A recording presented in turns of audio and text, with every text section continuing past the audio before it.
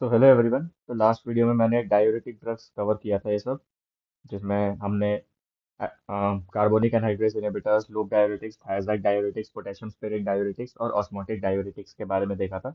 इनके mechanism of action, uses, contraindication, ये सब हमने देखा था। अब इस वाले में जो ये छोटी सी वीडियो है, इसमें हम बस डिस्कस करेंगे एंटी डायूरेटिक्स यानी एडीएच, एंटी डायूरेटिक हार्मोन के बारे में डिस्कस करेंगे। तो सिंपल सी बात है, एंटी डायूरेटिक हार्मोन हो गया या फिर एंटी डायूरेटिक ड्रग्स हो गए, ये क्या करते हैं? ये पहली बात तो जो एंटी डायूरेटिक ड्रग्स होते हैं वो एंटी डायूरेटिक हार्मोन के ही एनालॉग होते हैं।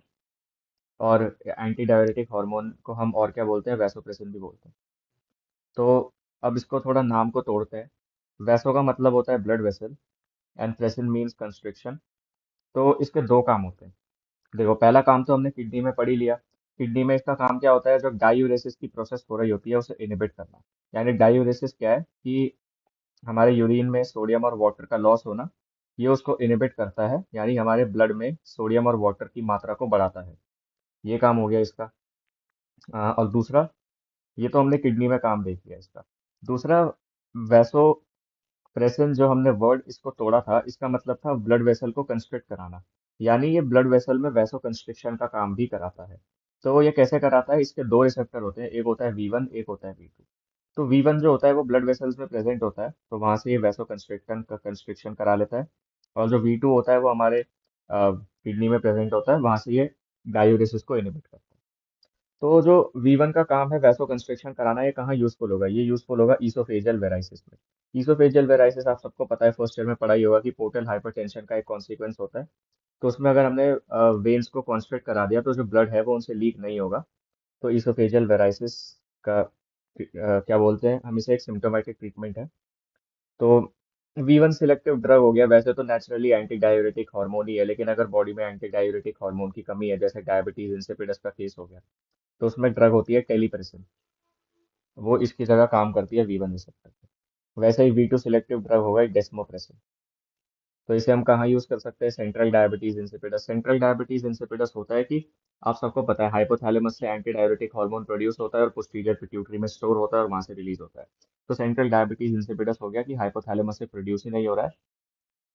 और दूसरी जो डायबिटीज इंसिपिडस होती है वो होती है नेफ्रोजेनिक या पेरिफेरल डायबिटीज इंसिपिडस। इसका मतलब है कि पिट्यूटरी हाइपोथैलेमस का तो सारा जो सिस्टम है वो परफेक्ट है, वहां से तो anti diuretic hormone properly release हो रहा है, लेकिन नेफ्रॉन में V2 रिसेप्टर पे वो एक्ट नहीं कर पा रहा है। यानी V2 रिसेप्टर पे रेजिस्टेंस डेवलप हो गई है एडीएच की।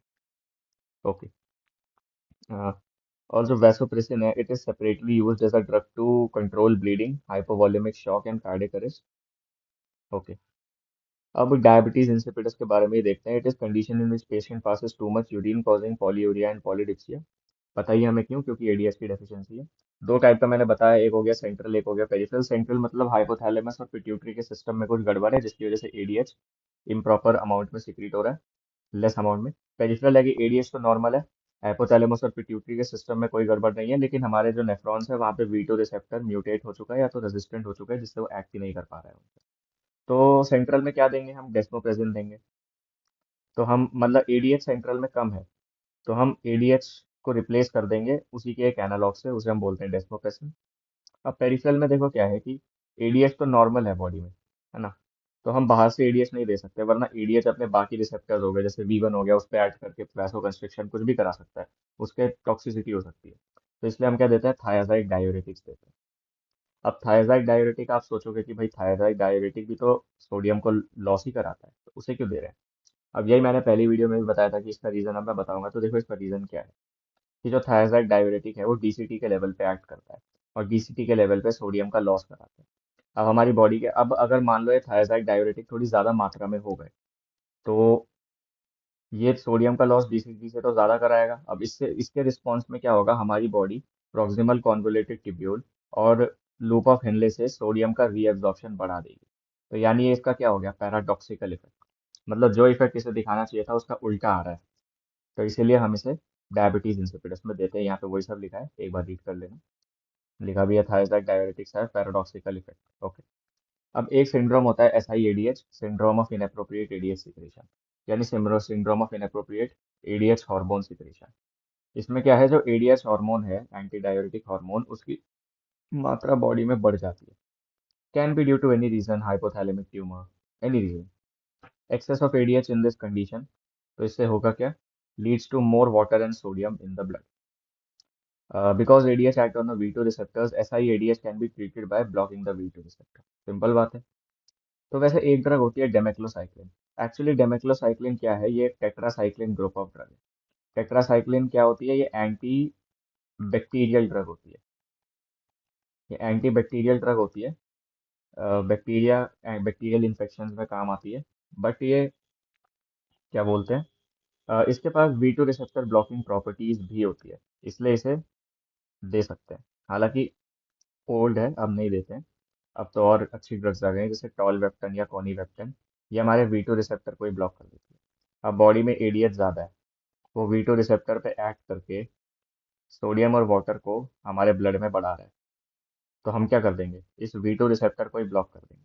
तो जो एक्सेस सोडियम और वाटर हमारे ब्लड में जा रहा था, अब वो कहाँ जाएगा, यूरिन में चला जाएगा। सिंपल। तो यही यहाँ दिखा है, इसे पढ़ लेना। तो यही था सिंपल एडीएच हार्मोन के बारे में। Thank you everyone. और रीनल फार्माकोलॉजी खत्म हो चुकी है। अब अगला मैं ट्राई करूंगा CVS या फिर ANS पढ़ाने का, क्योंकि ANS बेसिक है तो